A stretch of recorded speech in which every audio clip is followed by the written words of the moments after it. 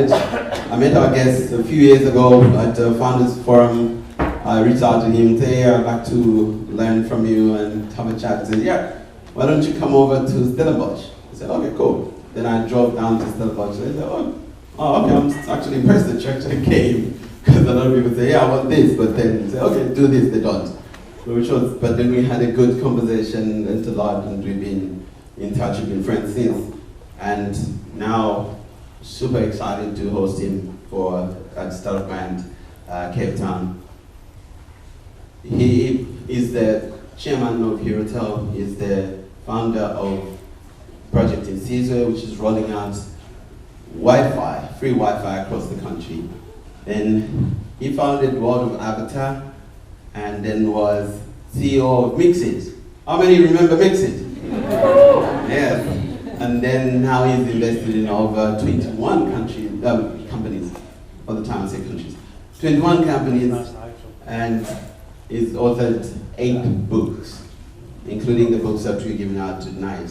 So, ladies and gentlemen, give a warm round of applause to Alan Knott-Craig Jr.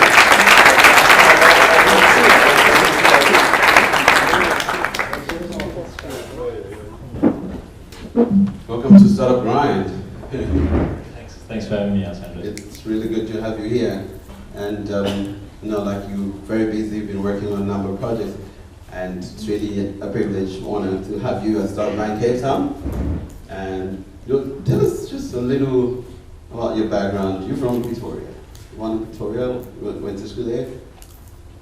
I'm from Pretoria. Does anybody else know I'm from Pretoria? I'm not going to judge you guys. I went to the Glen High. Anybody know the Glen? Yeah. Really? In a prison. Scary, yeah. We were a feeder school for Bolzmann. I lived over there in 95. I matriculated. I studied in the University of Port Elizabeth, in MMU. I studied accounting. Yeah, there's MMU in there. How about that? But I became a chartered accountant, and mostly because my dad didn't really give me any choice. So as about 25, I'd qualified, and I'd worked in New York for a little bit, and I came back to Joburg and I tried to get a job at R&B, and they wouldn't give me a job. And then I got an opportunity to start a business. So first business was self-funded, and I've been damaged goods since then. Yeah. And yeah, so I was reading like the number of companies you started. So the self-funded was the first one, and then you moved. Like, what made you move from there to? What are the lessons there? Like, the 21 companies. Yeah. So self-funded was my first business, and like most businesses, the first 2 years were very difficult. Luckily, I was married to a CA. She was paying the bills for a while. But then we turned the corner. We got really lucky. We did a great deal. Started making a lot of money, like kind of 3 million rand a month. And that was long ago. It was 2005. So yeah, that was a blessing and a curse. The blessing was it's a lot of money. It's great. But the curse was I thought it was easy, and I was a little bit bored. So then I was given an opportunity to go and run iBurst, which was a wireless broadband company. And spent about 4 years doing that. Along the way, I sold my business self-fund to Blue Label Telecoms. They listed and they bought out all the minorities, and I was a minority. Oh, and then I went to Avatar. Started Avatar. I met Joe Boita back then. Joe was like me most of the time, smosing, and he managed to convince me to give him money. And we had about 20 companies at one stage in that business. We bought Mxit. I see some of you have used Mxit, so there's some pedophiles in them. But I mean, the lesson I learned out of self-fund was, don't look a gift horse in the mouth. Sometimes you actually just strike it lucky and business is easy. And don't think, oh man, don't take that for granted. Just like enjoy that, and play golf and chill. And then with iBurst, it was not a good business strategy. The actual strategy was weak. So it didn't matter how hard we worked, how many good staff we had, or how clever we were, or well capitalized. You just couldn't make it work because the strategy was bad. And lastly, Avatar and Mxit were just flawed also strategy. I think I didn't entirely appreciate how difficult it was to build these things, and also how difficult it is to compete with Silicon Valley. And I remember iBurst actually, like when we moved here, it was the first ISP pretty much you signed up to, like when I got first Wi-Fi was iBurst. And then it was the time of Mxit, yes. It was pretty interesting. So tell us more about Mxit, like the Mxit story. The lessons there, the successes, the failures, what was it really like? And both on the business front and also lessons first. So I was about 20 companies investing at Avatar, and I realized we can either spend hundreds of millions of rand trying to get lucky, or we can spend hundreds of millions of rand buying somebody that already got lucky and try to de-risk ourselves. Because it doesn't really matter, all these things like hard work and smarts and all that. A big chunk of success is timing. You just right place, right time. So I heard a rumor that Naspers and Herman Yennis, who were the partner shareholders of Mxit, I heard they'd been fighting. So I phoned up Herman and I said, "Hey Herman, I want a coffee." And he said, "Sure." And I said, "I'd like to sell your company." And he said, "You can't afford it." Whenever somebody says that, that means they're sellers. And we agreed on a number, and then I started a process with R&B, funny enough, to try and raise about 850 million rand. Not all for Mxit, but we needed some working capital as well. It wasn't making a profit. So I went around the country. I met lots of very wealthy families. Basically how it works is R&D or investing one of these big banks. If they agree to do this for you, then they'll kind of tell you who the people in the country are with money, because they know.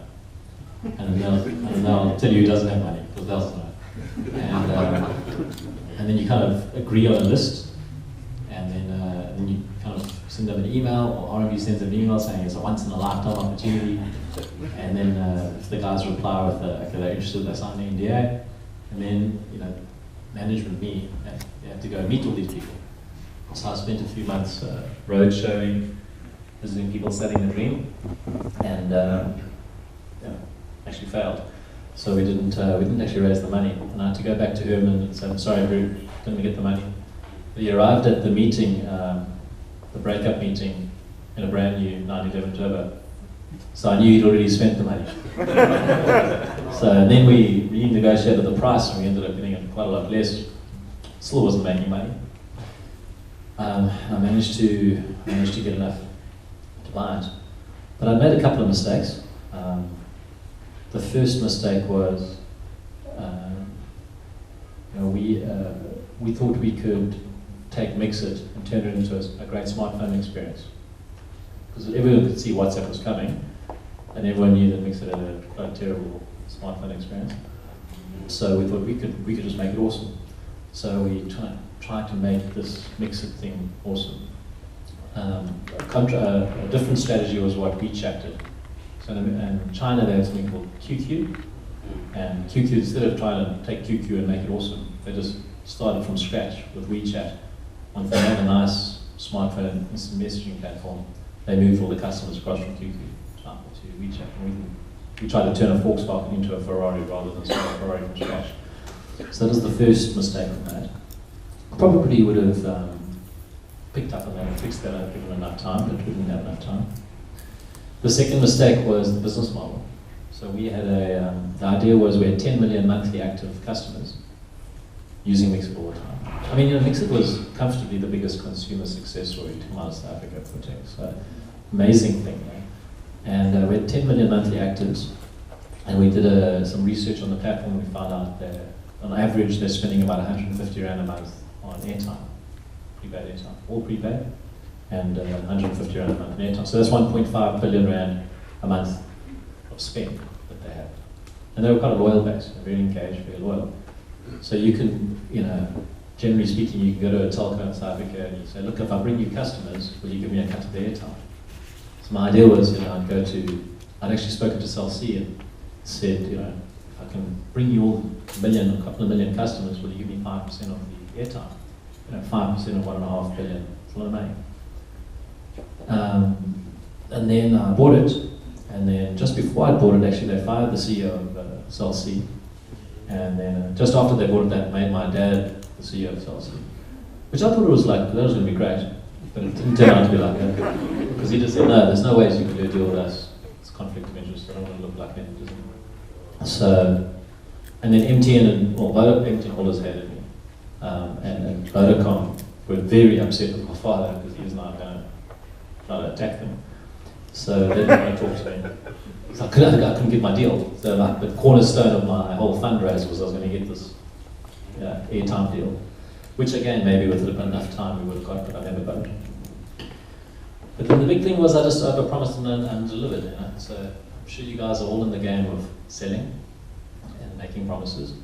And I didn't give myself any wriggle room. So when I said I'm going to do this and this and this, I didn't leave myself a little bit of space just in case things didn't go according to plan.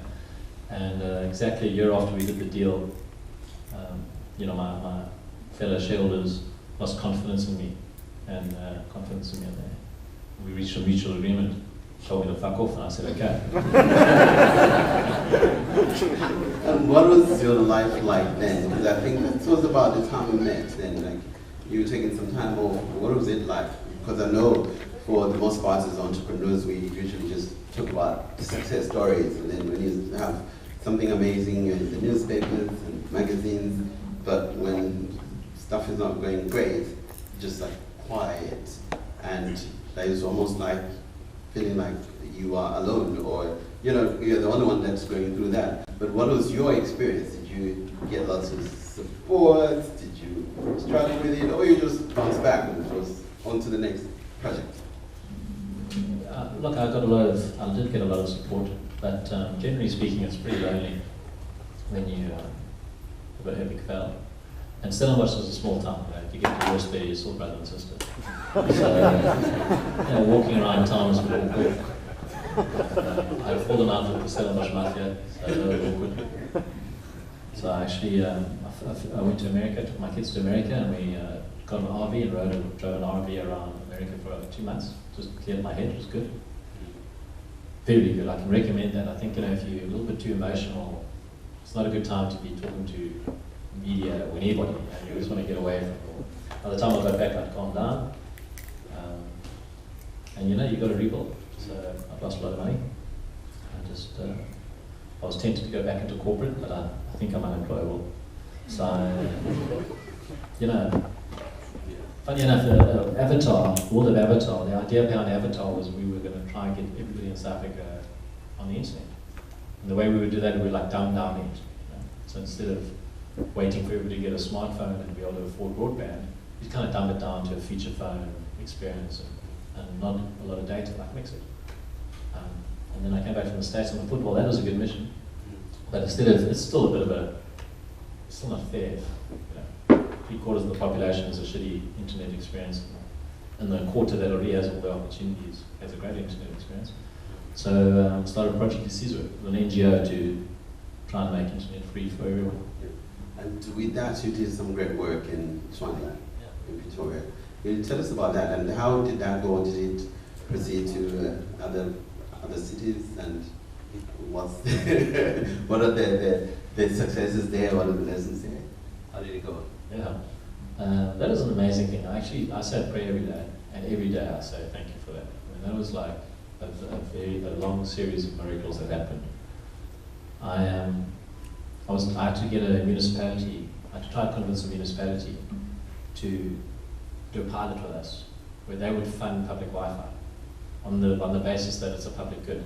So like a road or water, electricity or sewage. So the idea is, people in Khayelitsha have got roads. If you're living in Khayelitsha, you've got a road, but your taxes aren't paying for those roads. It's taxes from Bishop's Court and the CBD that's paying for those roads. So that's, why not for internet? And, but I went to Stellenbosch municipality and the lights were on, no one was at home. And then I came to the city of Cape Town, and if you don't know what a good job the city of Cape Town is doing, you can ask them because they're going to tell you. And I realized that I was making a mistake that I'd learned from when I was at university. And what I found at university is that if I went into a bar, when I was single, when I went into a bar and I was the best looking girl in the bar, I generally go home by myself.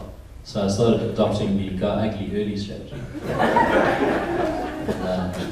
I thought, where's the ugly municipalities? So I found Branko Brikic, who's a friend of mine, funded the Daily Maverick right in the beginning. And I said, Brank, I need somebody in the ANC in Gauteng. And he said, well, you should chat to Ranjini. I chatted to Ranjini, and Ranjini said, you should chat to Nat Kekana. I chatted to Nat Kekana, and he said, you should meet a guy called Koshiatsa Ramagopa, who's the mayor of the city of Tshwane. So I met this guy, his nickname's Putla, and he got it, you know. Just thought, this is a great idea, so why don't we try this? And I presented it to the city council the next day, and they said, let's go for it. They gave us a R1 million contract for 3 years for public Wi-Fi for about 50,000 people. And, to miraculously get it subcontracted, and they miraculously paid us.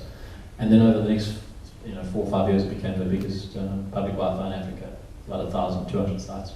Wow, that's amazing. Sputla Wi-Fi, is it? It was the nickname. The nickname was Sputla Wi-Fi, Yeah. which is why when the DA won Tshwane, they tried to kill it.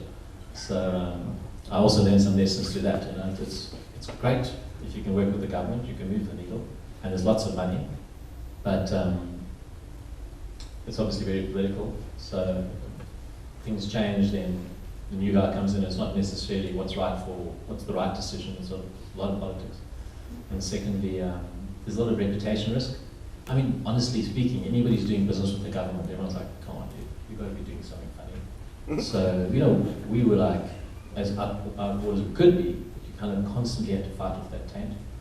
And lastly, it's nice getting 100 million rand every year until you don't get it. And it's really unpleasant not getting it. So, governments like that, that whether it's a politician or just the budget, it's a massive artery of cash that can disappear and it can hurt you a lot. So we handed that over. The DA actually took over, and then they did a review, and they found actually everything was legit, and then they decided to tender it, and they gave it to Bytes Technology, and it still runs. At the time it was a bit sad, I was like, geez, these guys are going to mess it up, but I'm massively relieved now, because we're just not exposed to that type of risk anymore. And now Project Isizwe does public Wi-Fi for a big coal mine in Middelburg, and an IPP project in the Northern Cape, and the Association for Responsible Outreach in Bloemfontein. So different types of projects, trying to find different indirect funding models so people can get on the internet. That's amazing. And we tell us about Herotel now. Were you kind of aggregating the different ISPs or the smaller network providers and putting it together to create a bigger business, right? So when I was about 6 months into Project Isizwe, I read a book about the cable industry in America and how,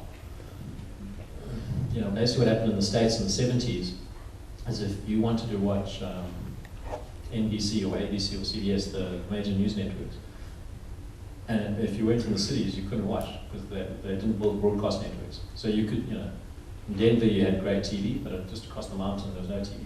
So guys would put a little mast on the top of the mountain and then put another mast in their garden, and they kind of suck the signal out of Denver, and then they put a cable from the mast in their garden into their house. And the guys would come watch sport on the weekend. I was like, how are you watching sport? It's amazing. I said, well, I put this cable into my house. They said, can you put cable into my house? I said, sure. And they cabled up everybody on the road, and they charged them all $50 a month. Basically because the major operators were not paying attention, the cable industry popped up. And then a guy called John Malone realized there was an opportunity to consolidate all these cable operators, and he created a huge company called TCI, which was later sold to AT&T. So I read that and I was like, whoa, sounds like South Africa, but for broadband. So in South Africa, telecom basically failed, full stop, but definitely outside the metros. So in all these small towns and the outlying suburbs of the cities, wireless internet service providers popped up in the last 10, 15 years. And we actually used one of those guys to do the project, the Tshwane free Wi-Fi thing. That's how I found out about these guys. So we started a business called Herotel, and the idea was then to buy them up and create a national fixed broadband provider. So I had to go raise some money. I had lost, in some circles I've known as a weapon of mass financial destruction. But I had to pluck up the courage, which took a lot of courage, to go and ask people for capital again, and managed to convince a couple of guys. I learned from that people will forgive you for incompetence. They won't forgive you for being a crook, but if you're not a crook, you'll get another chance. And yeah, now it's pretty big. We're actually finishing a fundraising round now. We were raising 500 million rand on a 2 billion rand valuation. So it's becoming a big business. We just got the thing right at the right time. That's excellent. And yeah, you mentioned many times that you've been going to raise funding. So somebody asked me before, they're like, ask him, you should ask him, like, where would he have been if it wasn't for his father's money? It's like, you've just been receiving money from your father, and like, tell us about that. Like, has that been the case, or? But I know you alluded that you go out and raise. Well, you know, it's quite can be quite useful when people think you're a billionaire. Yeah. I mean, people take your calls, but it can be irritating when you're not one, and you have to raise money, and people will say, "Why don't you just put your own money into it?" My old man, sadly for me, is not giving me any money, and I think his strategy is to die with no money. So I don't expect any inheritance. What he did give me is he gave me made me become a chartered accountant, which I hope is a safety net in case one day it all goes pear-shaped and I'm going to get a job. But also I can understand finance, which is massively important in my game. He gave me a very powerful network. It's not a famous name, thanks to my dad, he's like a legend. I see that all the time we leave out the JR by mistake, like Alan Knott-Craig Jr. And we put it there, then somebody drops it again. You know, like sometimes people... Finally, people are forgetting it. The shadow's going away. So, yeah, like, I mean, that's a real blessing. It's like being born, like, really good looking, or super smart, or really fast. You know those kids at school that can just really run fast. Like practice hard. At age 7, it wasn't practice, it was just they got faster hammies, or they got hammies, I didn't have that. So, you know, that's like a blessing. My blessing was, hey, geez, I've got a great legend of dad. And it's, you know, these things are not something to be embarrassed about. So if you're born fast, you don't like do shot put just to prove to people that it wasn't just, you know, luck. So I've shamelessly exploited the fact that, you know, I've got that. And I try to make him proud, try to make sure he doesn't feel embarrassed about it and tarnish his name. Opens doors. I mean, I don't think a lot of entrepreneurs could have done what I've done just because of the doors that have opened to me because of that reputation. And I think, but the biggest gift he gave me, I mean, so he hasn't given me a capital, but he gave me when I went off the cliff, kids, you mustn't listen to this one. When I went off the cliff in 2013, you know, I was a main oak, I was running Mxit, on paper I was worth a lot of money, I was living a big life, and then, you know, I lost my job, I lost all my shares, and suddenly I was like not worth a lot of money, and I had quite a lot of debt, and I was rapidly coming to a cliff where it all felt like I was actually going to go seriously pear-shaped. And you know, I was like, hey Dad, you know, how's it going? I'm about to go off the cliff, die. You know, you've got grandchildren with me, maybe you want to help me out. But I didn't actually ask him, and I never actually said, dude, I actually need some help out. And to his credit, he never, ever helped me. And he would always just say, okay, thanks for calling. And so I couldn't bring myself to ask him. But I managed to dig my way out of that hole. And you know, up until that point in my life, I definitely suffered from something called imposter syndrome, where you think you're an imposter because you just think it's because of your dad or your mom or your upbringing or your school or something. It's not real legitimacy for where you are. Once I pulled myself out of that all by myself, and also with Herotel now, that kind of went away. And tell us now about some of your books. You wrote a best-selling book, Don't Panic.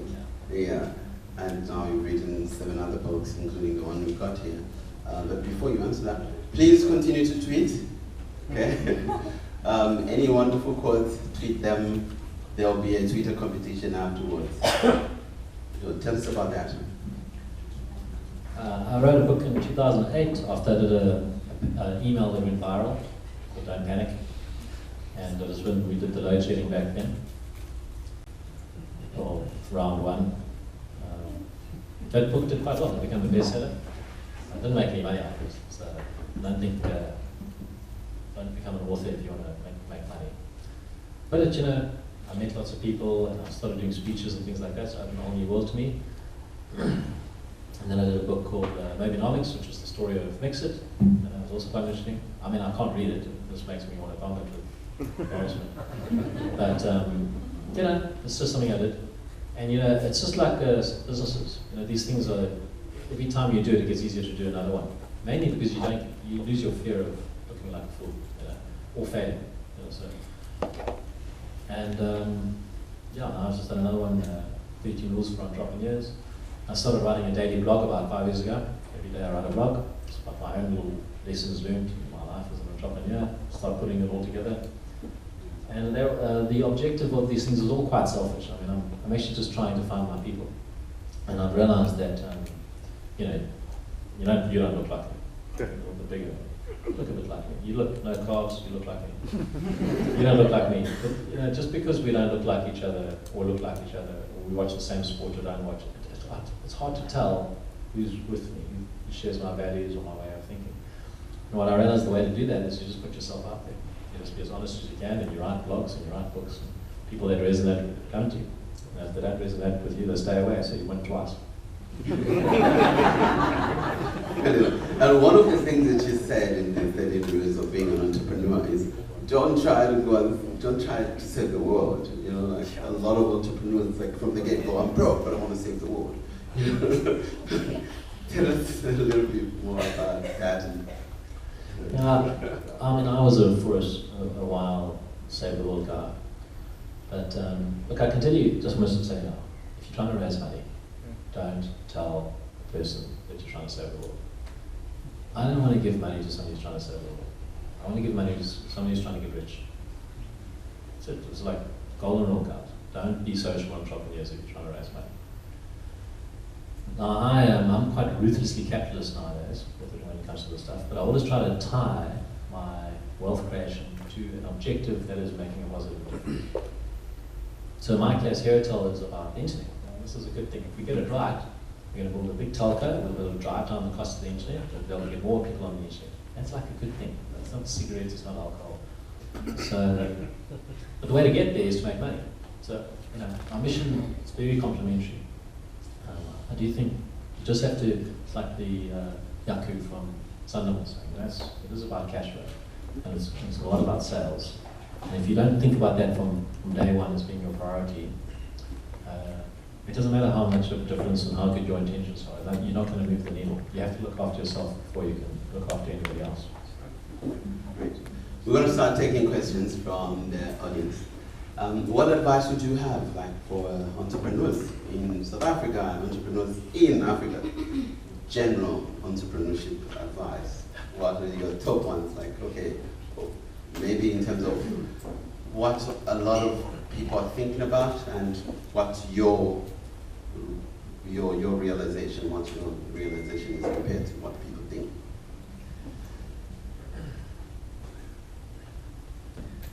So I think the first thing is you have to build a network. It's more important than your capital. It's more important than the money you have is who you know. And if you're not lucky enough to be born into a famous family or a wealthy family or go to a great fancy school like a Michael House or a St. Andrews or something, or you just weren't lucky. You didn't work, and your parents don't know people, or you went to some shitty government school like I did actually, or then you have no real choice. You can't really start your business straight out of it. It's just hard. It's not impossible. It's just a lot harder to start your business. You need people to help you. So, for me, the network that was my most powerful network is my chartered accountant, and I went to Deloitte. So all these Deloitte's people around the world, we all share that. And if you're getting out there, go get into a company that you respect. So work there for 10 years, build up a reputation as being an honest, hard-working, smart person, and then when you want to back yourself, you'll find other people will back you, and they're all honest, hard-working, smart, and they've got capital. The second thing is to live a simple life. So when I was my old man, he was a post office employee, then a telecom employee, then as he made more money, he had more expensive cars. It's basically, that's all I remember, is cars got more fancy. And I don't think that's, I mean, that was my example. So when I started making more money, I started fancy car, a yacht, fancy house. That's not the way to go. You actually need to keep your lifestyle and your living costs flat whilst your income goes up. Just full stop. You should always be doing that. And it's both to make sure you don't attract the wrong kind of people, and it's also to make sure that you can take advantage of opportunities as they come across, because you've got free cash flow and more runway, and that you can withstand setbacks. So simple life is a very key thing in our life. Not being flashy, not compromising a lifestyle. But I rent my house. I don't have to own my house, and I drive 100 Jags. So you don't need to have the fancy stuff. And the last one was focus. I mean, everyone here, I'm assuming most of you guys have ADD. So your problem is not, it's not saying yes, your problem is saying no. And so creating an environment in which you can focus is quite important. Living in a small town like Stellenbosch for me was very good. All the Joburg noise is gone. But most importantly is you need to take the mating instinct out of your life. You need to not be thinking about the opposite sex all day, every day. WhatsApping, phoning, what is she thinking, what am I thinking, going out tonight, going out tomorrow night, next night, drinking all the time, thinking that's increasing your odds. Constantly distracting yourself from whatever your mission is, your business mission. Right? As soon as you've taken that motivation, that distraction out of your life, you find a lot more energy and time to put into your business. So I think getting married is quite important, and you should get married young, because you don't really know what you're doing until you do it. And if you make a mistake, you get divorced young. Fail fast. Hey John, you know. Yeah, you're so right. Like, if you look at the amount of, so I mentor a lot of entrepreneurs, and the amount of work time they put in, their persistence, if they're chasing a girl or a guy, like if you just did half of that chasing potential clients, that effort, like, hey, are we meeting? Are we still gonna meet? Like, look, I haven't heard from you. Chase clients like that, like just half of that. You'd actually close more sales than with clients who wait for clients to call you. But for dates, you're chasing, you're following up. And I like the networking as well, because I think that's one of the things that also made a big difference for me. I was like, for you to do this, like, who's your father? Which period is this? And you all know him, he died in the village, But it's more of the people I've met, and then the people I've met introduce me to somebody else, and like that. And we start applying all the time. You get to meet new people that will introduce you to your tribe, you're saying. And the tribe is really across nationalities, across race, across gender, because you get each other. And those people are the ones that would introduce you to something that you need. I like that. We're going to take questions from the audience. Any questions? No questions? Hey! Also on the question of partners, I read a blog actually just yesterday about how to find the right partner and how to make a partnership work. Like a very important thing, I think. If you have a partner in your business, your odds of success are much, much higher. And I've always, especially in the last 5 years, I've spent a lot of time telling people, listen, you must be very careful about who you choose your partner. There's 10 things you must watch out for. But the truth is that it's easy to forget that when you're in the game and you're desperate for cash, you just take what comes.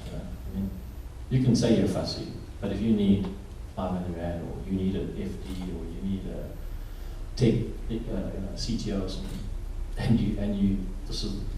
you will just ignore all the warts, you'll ignore all the kind of red flags kind of stuff, you'll just go with it. And that's actually not so bad. Sometimes the only way to find the right partners is to have bad partners, and learn those little experiences. What's important is to make yourself vulnerable early in these situations. Don't make it hard for people to, cross you. Because all that you're doing is you're delaying the inevitable. The sooner you find out that somebody doesn't share your values, the sooner you can just find somebody who does and just move on. So maybe finding partners is more about just a numbers game than it is about a checklist. Questions? There's a question here.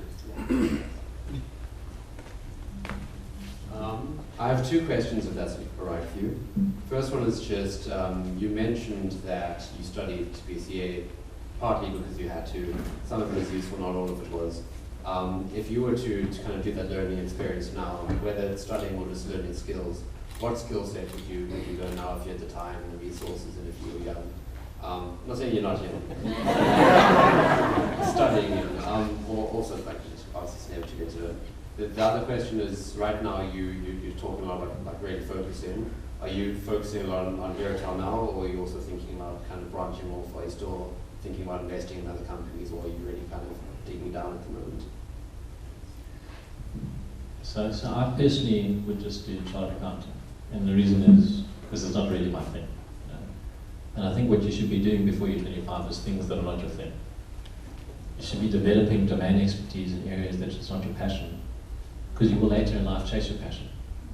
If you can bring a domain to that passion that nobody else has, for instance, if you're an artist, like Juliet wants to, my middle daughter wants to be an artist, so she'll become a chartered accountant. She'll go to Paris, be an artist, but she'll be the only artist with a CA. That's a combination. That's a combination, right? It gives you an edge. I mean, I'm in tech, but I'm a CA. But not many CA entrepreneurs in tech, telecoms. And I figured out the tech, and I figured out the telecom stuff because it's my passion. And then around investing and stuff, I'm very focused now. I'm very focused. Herotel's virtually everything. I've got a couple of side little ventures. I've got some great little partners, and they're exciting things. And I don't drag money out of me, which is great. But Herotel's everything. But it doesn't keep me busy all the time because I've got great partners. Everything's about partners. Find good partners will be okay. Are you married yet? You look a little bit young to me. Have you ever kissed a girl? When it's like it's about 30, and I'm going to try the holding hands thing. But okay, working your hands. You can stop practicing with someone next to you.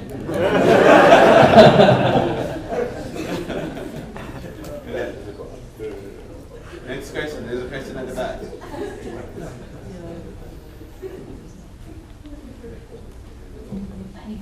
So if one's passion happens to be a social venture, is it worth actually pursuing it, or should one try and raise capital first doing something which actually makes money, and then go into the passion project?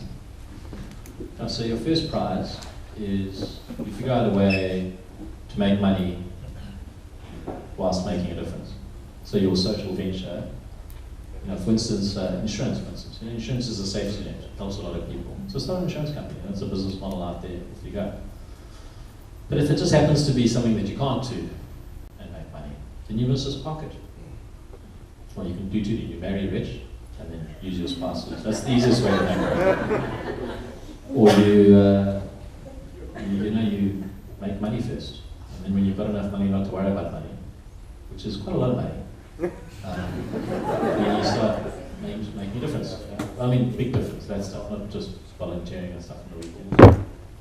I once had a dinner with Bill Gates, and I asked him, what's the magic number? And the magic number is how much, the amount of money you need that you don't worry about money anymore. So it's not the maximum amount of money you ever wanted, it's just that the number that you need for the rest of your life. You don't have to worry about school for your kids and housing and holidays and things like that. And he didn't even hesitate, he said it's $10 million if you don't need the toys. If you need the toys, it's $100 million. So jets and yachts and stuff, if you need a good life, it's 100 million. 10 million is a small number. So basically, it's 140 million rand. It's a lot of money. I mean, that's going to kind of, from now on, just earn enough interest and keep up with inflation to not worry about money anymore. It's quite a sobering thought. That's why you've got to be an entrepreneur, because you're not going to get that through a pension fund. Hi. I was just wondering, you mentioned your days at IBERS and WBS, which now, of course, is the company around which RAIN is built. Of course, RAIN is deploying fixed communications that would be a direct competitor to Herotel, just using slightly more advanced technology. And it would really be an interesting competitor to your current business. you have any hard feelings or spate, as it were, about the fact that you were once upon a time in charge of the company that could now destroy your current pet project? Curious. Well, it's not just that. The guy kicked me out of Mxit now owns that company. I wasn't going to go for the low blow. I wasn't going to go for the low blow. No, but no. Not really. I mean, you know, we have a different strategy. In some ways it's a similar strategy, in other ways it's a different strategy. So we don't concentrate on the metros, Rain concentrates on metros. You know, we concentrate on outside metros. And, you know, I mean, I'm sure some of you guys used to be like real A players at school and varsity or whatever, you know, when all the races come top of your class and everything. That was never me. I hated losing, I really hated losing, but I couldn't win anything. I wasn't smart enough, strong enough.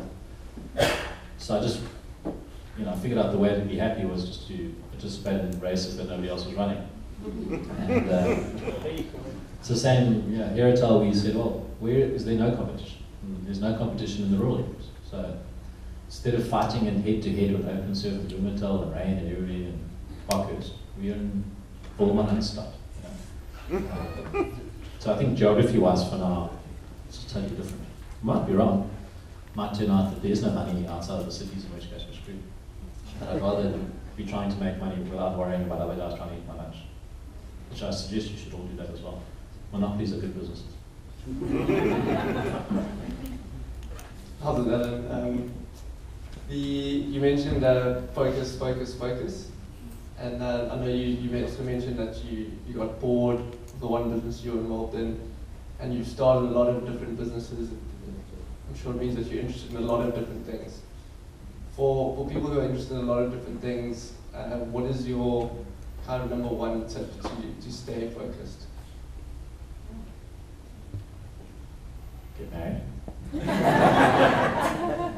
And don't have a flashy life. Because you know, every time you buy something, it's like a little overhead in your head. You have to think about it. I think live in a small town, or a quiet suburb. Ritalin.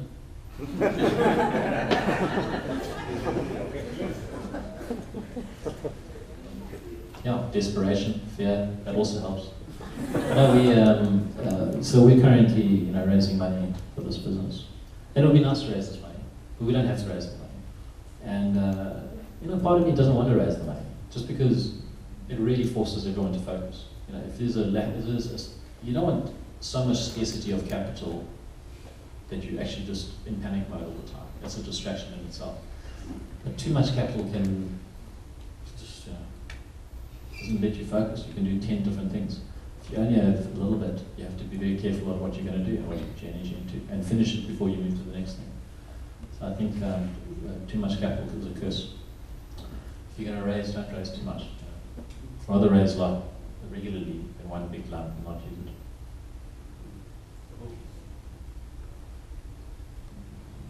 Thanks. Last question.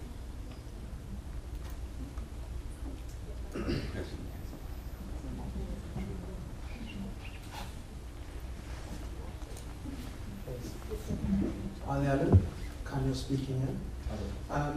You spoke about your old man not supporting you, but he gave you a lot of lessons. Do you think that your reason why you kept coming back after failures, was it your need to achieve or your fear of failure? No, I think it was fear of failure. I don't think it's a bad thing to be afraid. Actually, I think it's very stupid when you read all these Silicon Valley blogs that the only thing you have to fear is fear itself. I think, most South Africans are all like Calvinists. It's like bred into us to be afraid. But it's not so bad to be afraid. It's good, it's a great motivator. You must just be aware of it, you mustn't let it control you. The reason why I asked that is because I come from a sporting background and I'm transitioning now into getting into business, and I'm more interested in the mindset that it takes to be successful than the little intrinsic financial little nitty-gritties, because ultimately the reason why you're here right now is because after the Mxit situation, you didn't stop and you've written many books and you've managed to, explore your potential. So that's why I'm asking you in terms of what's gotten you up in the morning. Kids get me up in the morning. And not just them waking me up, it's like I've got to pay the bills. Sometimes the reason you don't give up is just because you've got no choice. Not because you're passionate about it or you're intrinsically resilient or you have perseverance. I think there's a good book to read, which you probably have read, Bob Nardelli or something. He's a famous sports psychologist for golfers and amongst other people. He wrote a book called How Champions Think. And he said that you firstly have to be an optimist. You have to always be an optimist. No one in the world can win without being an optimist. You just can't be a pessimist. You have to train your brain to start thinking the cup is half full all the time. The second thing he said was you have to love winning more than you hate losing. So in golf, if you get a birdie, that's good. If you get a bogey, that's bad. So what a lot of golfers do is, if they've got a 10-foot putt for birdie, they'll rather leave it a bit short, but just make sure they get the 2 putts so they get a par, rather than go for the birdie and potentially go way past and then have a 3-putt and get a bogey. But you can't win a major championship without birdies. It's like physically impossible. Like the maths makes it impossible. So yes, you won't come last because you've got pars, but you can't win. And business is about winning. It's not about coming second. And then the third thing he said was, you almost have to lie to yourself. So somebody once asked Jack Nicklaus, who was the world's best golfer ever, in a thing like this. Jack Nicklaus was telling the story how he never ever missed a 3-foot putt in a competition. And somebody in the audience said, no, Mr. Nicklaus, I actually saw you do that once. Nicklaus said, never happened. Sorry, sir, that has never happened. Carried on talking. And afterwards, this kind of good in the audience went up to the psychologist guy and said, I actually saw this. Like, the psychologist said, dude, Jack didn't miss that putt. The next day, he replayed that round and he didn't miss that putt. He has completely convinced himself in his head that he's never missed a 3-foot putt. And that's why he doesn't miss 3-foot putts. So there's a lot of psychological trickery that I think entrepreneurs can use just to get your mindset right. Because I think especially for sales, because sales is almost everything. And getting used to rejection and pushing through and getting excited and keeping the passion. Yeah, that's like just psychological tricks 101. You just got to be careful that you don't start lying. I mean, maybe lying to yourself about never missing a 3-foot putt's bad, but don't be a Marcus Joost. Don't lie to your shareholders about what your company is. Impulse surveys. You've got to have some kind of value system. You've got to have some true north to stick to that. I'm a very good salesman. I've got like a golden rule, which is I don't lie. I must just stay away from lies. I can exaggerate and fluff it up a bit, but I'll never say a lie. And if I don't have that rule, I find myself getting carried away a little bit because it's easy to spin a story. Thank you very much, Alan. Really, this has been super inspirational, super educational. Thank you for sharing so much wisdom.